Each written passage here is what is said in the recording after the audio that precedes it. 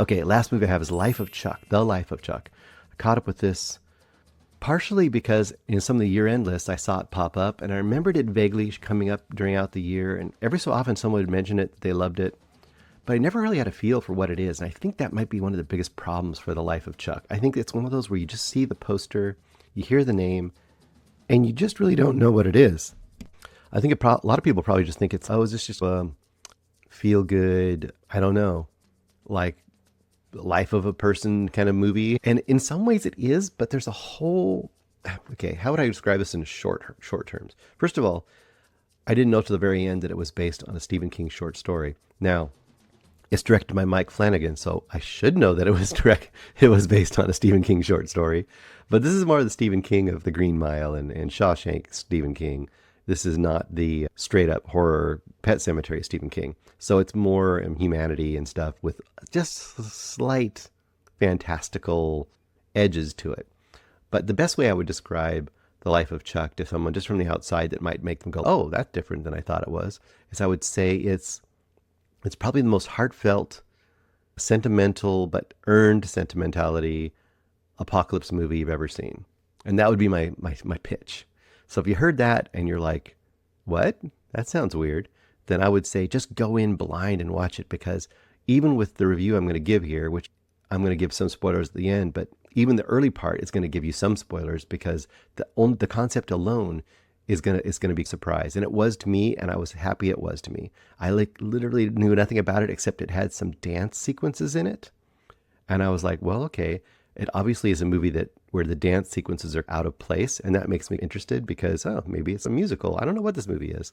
So if you know that it's a sentimental, feel-good-ish apocalypse movie with some great moments, then I say go in blind and just enjoy it. I would highly recommend it to most people right out of the gate. That's just my thumbnail version. Now I'll give you a little bit more of a pretty much non-spoiler version of the basic idea of it, and that is movie in 3 acts, out of order chronologically, so that you're basically starting with the final act and you're working to the middle act of Chuck's life, and then you're going to go to the opening act of Chuck's life. So that by the time you get to the end of the movie, a lot of the things you've seen throughout the movie up to that point are all getting filled in. Like all the gaps are getting filled in, all the context is getting filled in, so that all those things that you saw earlier on that might have seemed like random moments, just to be random moments, aren't. They're all based on the things that have piled up in Chuck's life. And that's the best kind of these stories, where you just, all those things just add to the experience and add to the emotion and add to the character, which just is very, very fulfilling. But at the beginning of the movie, the world, in some degree, seems to be coming to an end. You start actually not with Tom Hiddleston. I didn't mention the cast. Tom Hiddleston is your Chuck as an adult. You got Chiwetel Ejiofor, you've got Karen Gillan, got Mia Sara, you've got Mark Hamill, you've got Matthew Lillard, and a whole bunch of other people. It's a really amazing cast. But at the very beginning, you're just starting out with a Chiwetel Ejiofor character, and he's this teacher at a school. And from all the context clues, news reports, what's happening in the world, you discover very quickly that the world's social structure is essentially falling apart. Like areas of California there's been some huge earthquakes, and areas of California have just been inundated and basically fallen off into the sea. Kind of that classic thing, right? The whole chunk of California has fallen off into the sea. There are sinkholes opening up. The internet is intermittent, if not being lost. People, of course, are just walking away from their jobs. His ex, played by Karen Gillan, she is working in a hospital, and they're starting to call themselves the Suicide Squad, because the world is falling apart so badly that so many people are just giving up. People are just wandering away from their jobs, even at the hospital. People just wandering away because what do they care? It's like the end times are here. And that's the whole context of that first chapter. And within that world, our main characters are noticing all over town like billboards. Thanks, Chuck, for 39 great years. Kind of like you'd see like at a office retirement party for someone, and they see Chuck, and Chuck it's a picture of Tom Hiddleston. It's like, he looks like and he is an accountant. And Your characters start to notice this. Everyone starts to know, who is Chuck? They're seeing like billboards and banners and ads popping up on TV, even though the TVs are all starting to show like the test patterns. They're starting to all fail. Who is this Chuck dude and why is he showing up everywhere? It's like a mystical event is occurring around this Chuck guy and we don't know who Chuck is. So that whole first act is essentially this kind of this, basically two main characters in that first act, which is the Chiwetel Ejiofor character and Karen Gillan, exes who used to be together, drawing back together as the end of the world is approaching. And in all of that, there is this weird mystery of this Chuck character. And then I'm not going to really tell you much about the second and third acts, other than to say the second act is going to be all about Chuck in the current, close to present day in the movie, right before the end times. And it involves a amazing dance number with Tom Hiddleston and some other characters. And it's just beautiful. There's a lot of voiceover by, oh my gosh, I forgot his name now. Oh my gosh, everyone knows him. It's going to be maddening. Sorry, guys. You can insert, Greg, if you look it up, you can insert here who the voiceover is done by. But he's the main character in Sovereign, which is also not going to help anybody, but whatever. He was in Parks and Recreation. Everyone knows this guy. Mustache, yes. He was in Killed by Lightning recently. Oh my gosh. Anyway, there's a lot of voiceover here. Once again, it can be a crutch. I don't care. It works in this situation. The middle act, of course, like I said, is the almost current day version of Tom Hiddleston's character, Chuck, and just the awesomeness of what happens there. And then the biggest chunk of the movie is that final chunk, and that is the childhood version of Chuck. And that's where you have a whole bunch of context to everything you've seen before. Once again, I could see some people rolling their eyes and being like, this is just too schmaltzy, it's too sentimental. And I am very much one to do that when it doesn't hit me right. But I feel like this one earns what it gives you. And I think its heart's in the right place. And it isn't trying to be cloying, and I don't think it ends up being cloying. And it isn't trying to be too quirky.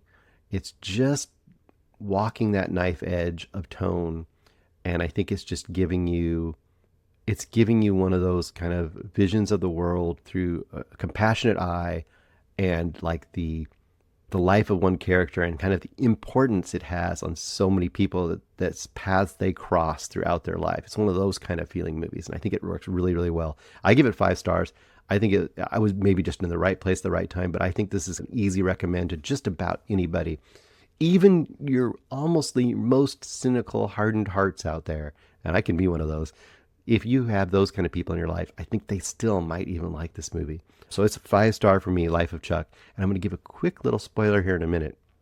And that is 1, 2, 3. Ready for the spoiler, because I don't want to spoil it for anybody who hasn't seen it. So once again, the one thing that's cool about the end of this movie is there's a whole thing in the first act of this movie. Well, the last act of the movie, the first act of Chuck's life, there's this whole thing about this locked door, and his grandfather doesn't want to see him there. And you're starting to find out there's this whole kind of idea of clairvoyance. There's an idea that his grandfather might have known some things that happened before they happened, and maybe his grandmother did too. And you're just not sure. And they have this locked door, so you can't get to the couple, the kind of the tower in this Victorian house that he lived in as a child. And you discover that what happens is when you go into that room, which he does at the very end of the movie, of course, when you go into that room, it essentially lets you see somewhat into the future. So you get the idea his grandfather had seen something there that had disturbed him, and he'd kept it locked because he didn't want anyone else to have that experience. And what Chuck sees at the very end of the movie is Chuck sees as a child, after his grandfather and grandmother have died, before he leaves that house to go off and live his life, he finally goes into that room and he sees himself in a hospital bed on death's door. And the interesting thing about the vision is, and it keeps going about the song, The Waiting is the hardest part, right? His grandfather would say stuff like that too. The vision is not helpful. The vision just shows you, it shows him what he looks like right before he dies. Just enough that he knows he's not like ancient. He doesn't know how old he is, but he knows he's not like 90. But it doesn't tell you when, it doesn't tell you why, it doesn't tell you where. It just lets him know that he's going to die in that bed looking like the way he looks. And of course, in the movie, he dies at 39 years old. That's the whole point of the posters and the banners that we saw. he dies of cancer. But he doesn't know that. He just knows he's going to die. So it's a kind of interesting idea of, is it a curse or a blessing to have this kind of semi-vision of your own final moments and to not know when or why that's going to happen? Does that free you up, or does that curse you to being haunted by it? It's hard to say. Now, the other big spoiler I'd say about this movie is, well, there's a few things. There's a whole big dance sequence in the middle part, of course, where he just randomly walks up on the street musician who's playing drums, and you see him break out into this dance routine, and you're like, well, this is just fantasy ridiculousness. This person out of nowhere is not going to just start dancing like that.